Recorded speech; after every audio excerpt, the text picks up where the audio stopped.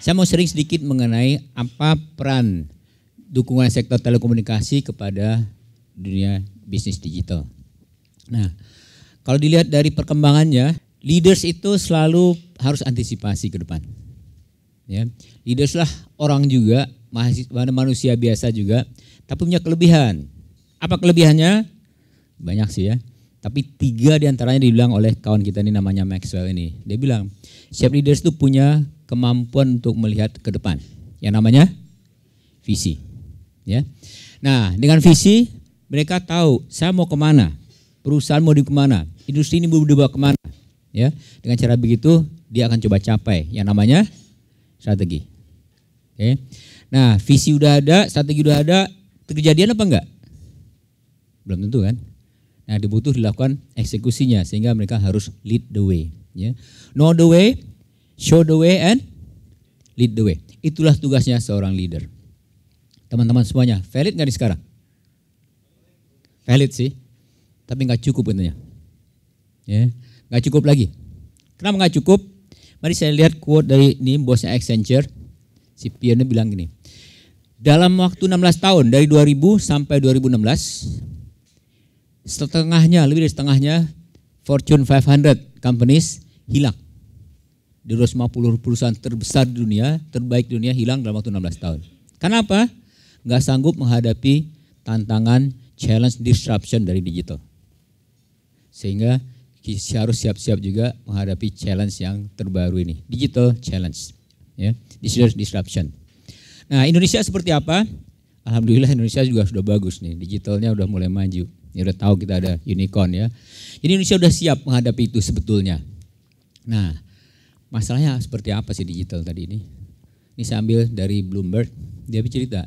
Ini perkiraan nih, di China sampai dengan tahun 2025 akan terdapat 46 juta lapangan kerja baru dari digital.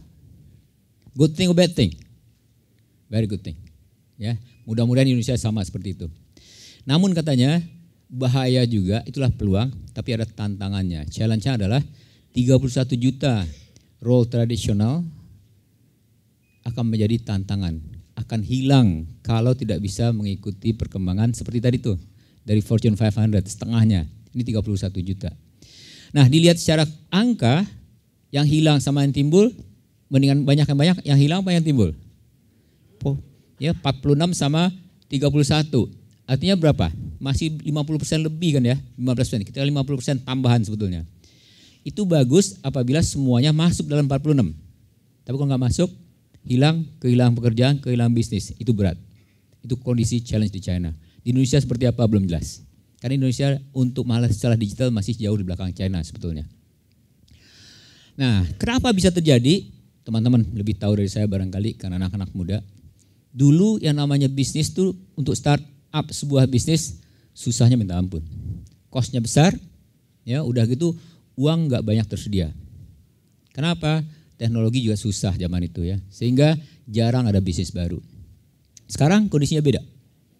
Untuk bikin bisnis baru relatif gampang. Teknologi nggak perlu beli, orangnya IT udah ada di mana-mana. Ya tinggal minta tolong sebentar, bikin jadi mereka pergi, nggak usah cari tim IT yang besar. Sehingga mudah sekali untuk bikin bisnis. Mudah, murah teknologinya, dana banyak tersedia, banyak angel investor, visi juga ada, asal idenya kreatifnya bagus. Maka sehingga bisnis baru lebih mudah. Sehingga banyak startup yang bermunculan. Nah, dengan cara begitu step by step traditional business akan di-challenge, akan di-disrupt oleh ini. Mari kita lihat beberapa case tadi, saya lihat dari Excel dulu aja. Dan tadi nanti kita lihat seperti apa telekomunikasi. Excel mengalami masa yang relatif menurut kami sama dengan telekomunikasi di dunia ini, mengalami masa-masa yang indah zaman dulu. Ya, zaman waktu orang masih nelfon. Dulu 100% orang nelfon. Pendapatan dari telepon. Nah, telepon mulai agak menyurut, udah mulai saturated, datanglah pendapatan baru, datang dari SMS. SMS mulai turun, ya, tumbuhnya maksudnya, nggak tumbuh terlalu besar lagi, datang yang baru namanya internet access atau data. Nah, sekarang challenge-nya adalah data nanti mulai saturated, apa yang baru? Ya, kami berpikiran, ini tahun 2011 nih ya, kita berpikiran waktu itu, carilah sesuatu yang baru. Apa itu? Nah, ini tren dunia yang dilihat oleh salah satu ahlinya tahun 2010, dia ngomong, ahlinya telekomunikasi. Dia bilang bahwa sebetulnya gadget itu udah ada di mana-mana. Dengan gadget terbukalah peluang baru. Apa itu? Banyak sekali. Payment, kamera, gaming, broadcast, machine to machine, computers, e-commerce. Ini kemungkinan-kemungkinan yang ada kita lihat waktu itu. Sehingga apa artinya? Kalau kita punya operator, punya pelanggan itu bisa jadikan sebagai alat sebagai modal untuk mendapatkan bisnis baru. Excel juga lihat itu, sehingga kita lihat ada peluang baru, yaitu namanya digital business. Kita harus mulai tahun 2011. Ya. Nah, untuk mulai situ saya belajar waktu itu, gimana caranya untuk masuk ke dunia digital. Karena dunianya sesuatu yang baru, kami orang telekomunikasi walaupun kelihatannya canggih, untuk digital kami nggak terlalu paham sebetulnya. Saya belajar, ini best practice yang saya dapatkan waktu itu. Pertama, kalau mau masuk ke digital jangan tanggung-tanggung. Harus mulai dari paling atas pemegang saham karena dunia baru sampai paling bawah di perusahaan. Ya, tidak hanya CEO-nya aja, direksinya aja nggak cukup. Total solusi, itu yang pertama. Yang kedua, semua orang harus membuka diri untuk horizon baru, ilmu baru, hal baru. Ya, nggak bisa hanya setengah-setengah dan mau keluar dari zona nyaman. Proses yang baru, proses yang lama dibuang, proses yang baru dipakai. Ya. Setelah itu, direktur utama dan direktur SDM-nya harus aktif untuk mengubah culture dan mindset. Ya. Berikutnya, keputusan datang dari atas memang, tapi inisiatif harus dari bawah. Kenapa? Yang atas itu umurnya sudah relatif tua, tidak memahami apa kebutuhan pasar. Sehingga yang terakhir adalah listen to your millennials, employees and customers. Nah, itu syaratnya. Nah, belajar dari situ, saya mulai pelan-pelan belajar. Ya, tahun 2011 itu, saya nggak terlalu paham apa yang namanya e-commerce. Apa yang kita lakukan? Saya coba cek, seperti apa e-commerce tadi itu. Di antara direksi biasa-biasa aja. GMVP nggak biasa. Akhirnya saya kumpulkan 15 anak muda yang seumuran waktu itu 29 ke bawah, yang milenials, yang lahirnya sudah tahun 80. Saya tanya, kalian pernah belanja e-commerce nggak? Siapa yang membedakan dalam waktu 2 bulan terakhir? Tunjuk tangan semuanya. Sebulan terakhir, tunjuk tangan semuanya. 2 minggu terakhir, tunjuk tangan setengahnya. Hari ini, tunjuk tangan 2 orang. Berarti e-commerce sudah sesuatu hal yang sudah biasa di kalangan anak muda, tanpa kita tahu. Nah, ini pelajaran bahwa kalau nggak nanya ke anak muda, you will lose the chance. You will not know the market. Itu lesson learn pertama untuk para pimpinan perusahaan tradisional. Nah, dengan cara begitu, karena saya lihat peluangnya ada, saya lihat kemampuan kita ada, dan timnya ada, akhirnya saya tugaskan salah satu anak muda. Mungkin kenal namanya kali, namanya Madeline namanya. Ya, saya tugaskan dia yang sendiri aja, nggak rame-rame ya. Bukan semua karyawan, nggak, hanya satu orang. Menurut kamu apa yang harus kita lakukan supaya kita punya e-commerce? Supaya kita mendapatkan next revenue source, seperti gitu. Dia berjuang mulai dari akuisisi, katanya salah satu targetnya waktu itu Bukalapak memang mau diakuisisi, ada juga toko bagus, yang gitu-gitu. Wah, zaman itu ya, uang kita masih ada waktu itu, zaman ini nggak ada, kebalik udah. Dia cek, ternyata menurut dia udah telat, harga udah ketinggian, nggak sanggup kita beli. Terus akhirnya gimana? Bangun sendiri dari nol, nggak kuat. Kita bukan orang digital, ya, orang Excel dan 4.000 orang, tapi digitalnya nggak seberapa. Ya, kita harus sadar itu, nggak bisa kita paksakan diri kita bahwa kita juga digital. Teman-teman saya Excel di sini sadar barangkali ya, beberapa teman saya Excel dari situ, bahwa kita bukan orang digital, something new. Akhirnya kita sepakat, mari kita cari partner. Ya, cari partner, akhirnya dapat partner dari luar. Kenapa cari partner? Karena 3 kriteria sukses katanya untuk dunia digital. Pertama, harus teknologinya harus akurat, top. Yang kedua, bisnis modelnya harus sesuai, digital business model. Yang terakhir, people-nya, mindset sama culture-nya harus cocok. Nah, 3 ini syarat-syarat yang utama. Nah, teman-teman semuanya, zaman itu kita berpikiran, yang paling penting, yang paling susah adalah teknologi menurut kita waktu itu. Sekarang kebalik, yang nanti saya cerita kenapa kebalik. Karena teknologinya susah, maka kita waktu itu Madeline jalan-jalan ke beberapa negara, akhirnya ketemulah Korea. Di Korea ada perusahaan yang berhasil dari nomor 6 jadi nomor 3, operator juga, anak perusahaan operator juga di sana, yang operatornya telekomunikasi seperti Excel juga, dan relatively teknologinya canggih. Akhirnya kita ambil, oke, mari kita partner dengan Korea. ya Korea Telkom. Di bawah itu ada SK Telkom.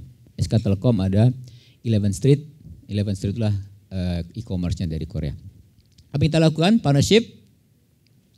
Dan kita sadari, teknologi kita bisa bawa dari sana. Ternyata yang lebih penting dari itu adalah mindset. People lebih penting daripada teknologi sebetulnya. Nah, kita cek waktu itu. Apa saja dibutuhkan mindset untuk menuju dunia digital. Mau startup atau perusahaan yang mau adaptasi ke dunia digital, ini mindsetnya dilihat. Saya lihat ambil dari Vanaya. Dia bilang bahwa semua orang yang mau go digital itu ternyata sangat ideal. Enggak gampang cari orangnya. Visionary, open-minded, ya, inovatif, antisipatif, agile, ya. Habis itu eksperimental, mau mencoba, kolaboratif, empathy. Nah, yang paling berat orang telekomunikasi lah kolaboratif. Orang telekomunikasi selalu bersaing dengan yang lain, ya, ingin berusaha membunuh perusahaan lain, sehingga nggak bisa kolaboratif. Kalau enggak kan bisanya kita bisa sharing tower, bisa kan sebetulnya kan. Zaman itu kita nggak mau sharing tower, agak susah lah masih. Nah, sehingga kita pikir daripada kita gagal, lebih baik pilih orang-orang terbaik, orang yang tepat, itulah ditaruh di dunia digital tadi itu. Nah, akhirnya ketemu orangnya, kita bikin perusahaan yang namanya Elevenia. Dan tidak semua orang Excel boleh ke sana, hanya orang terpilih yang mindsetnya cocok. Yang anak-anak muda semua isinya di Elevenia itu. Ya. Dengan cara begitu kita launch, ya, anak muda kita kumpulkan, anak muda Excel masuk situ sama anak-anak lebih baru, anak-anak dari luar. Nah, mereka yang launch, ajak timnya Excel belajar dari pasar. Teman-teman semuanya, ini ilustrasinya. Zaman dulu saya di Telkomsel tahun 98 sampai 2000. 2 tahun di Telkomsel saya bikin 2 produk, selesai udah. Telkomselnya produknya nggak laku, Simpati itu nggak laku dulu, karena hanya satu kota aja, satu provinsi, satu provinsi. Kita buka, namanya Simpati Nusantara, laku keras. Habis itu Kartu Halo nggak terlalu laku, bikin namanya Kartu Halo Keluarga. 2 produk 2 tahun, beres sudah semua. Jadi saya balik setelah 2 tahun, selesai udah tugas saya di sana. Waktu zaman Excel kita percepat itu, setiap bulan kita punya produk baru. Jadi sebulan tuh 10 sampai 12 produk. Jadi kita bangga, dulunya setahun 1, sekarang sebulan 1.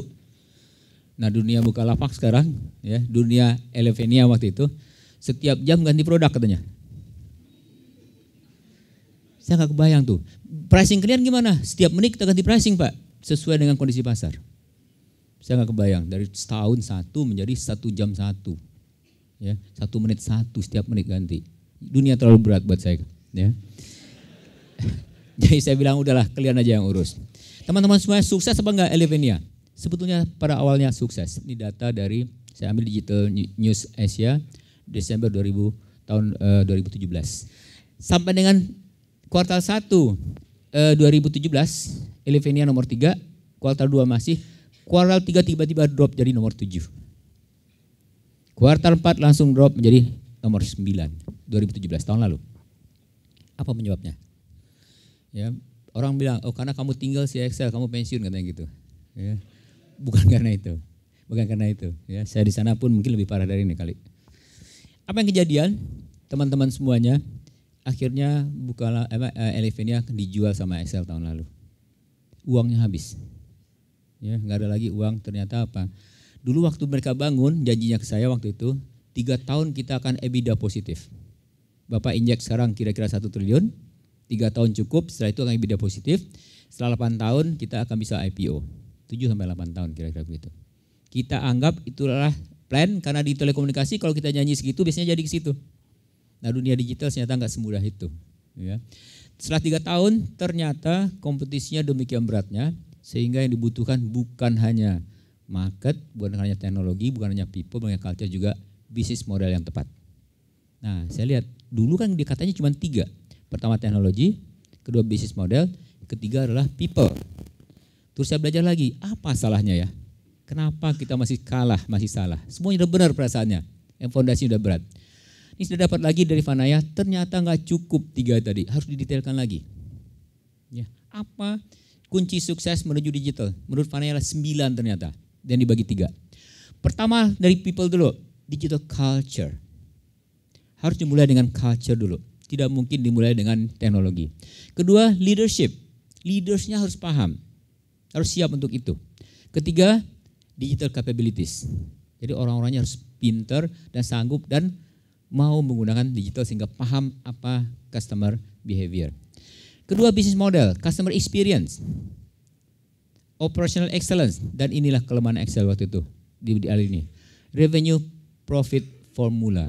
Kita kurang paham bahwa dunia begini harus cari uang untuk dibakar dulu untuk beberapa tahun sampai komputernya habis baru dia menghasilkan uang. Itu yang kita nggak siap. Sehingga uangnya diandalkan uangnya Excel. Uang Excel kan terbatas. Harus cari uang dari orang yang bisa menjadi sebagai VC yang saat itu nggak kepikiran. Nah, itu sehingga last minute udah telat, akhirnya ke pasar dijual. Jadi ternyata 9 harus diatasi semuanya. Sisanya apa? Teknologi, sistem automation, unbounded IT architecture, sama business IT integration. Ini kira-kira key success factor going forward.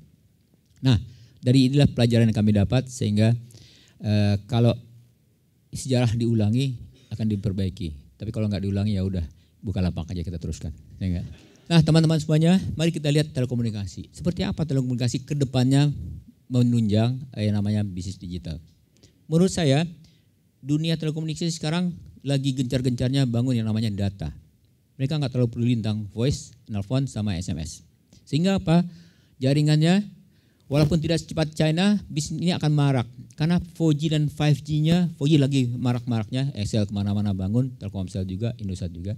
Jadi semakin lama makin ke levelnya high speednya akan dijamin oleh 4G. Ya. Masalahnya, apakah akan benar-benar marak? Benarkah ini apabila akankah pembangunan ini high speed data sampai ke seluruh pelosok Indonesia? Nah, mumpung Pak Rudi belum ada, ya kita diskusi dulu nanti tanya ke beliau ya. Akankah kejadian ini? Ya kenapa? Beliau lebih tahu dari saya kalau masalah ini kan. Kenapa begitu? Ini akan terjadi apabila operator itu industrinya sehat, telekomunikasi. Sehat apabila ada profit. Apa penyebabnya? Ini nih, yang namanya kurva gunting. Apa itu? Gunting tadi itulah trafficnya melangit, ya eksponensial, investasi selangit, cost selangit, revenue-nya rata. Itu penyebabnya. Sehingga lama-lama profit makin turun, barangkali merugikan. Nah, kalau ini nggak diperbaiki, nggak akan kejadian. Kenapa? Nggak ada uang untuk bangun sampai ke pelosok-pelosok.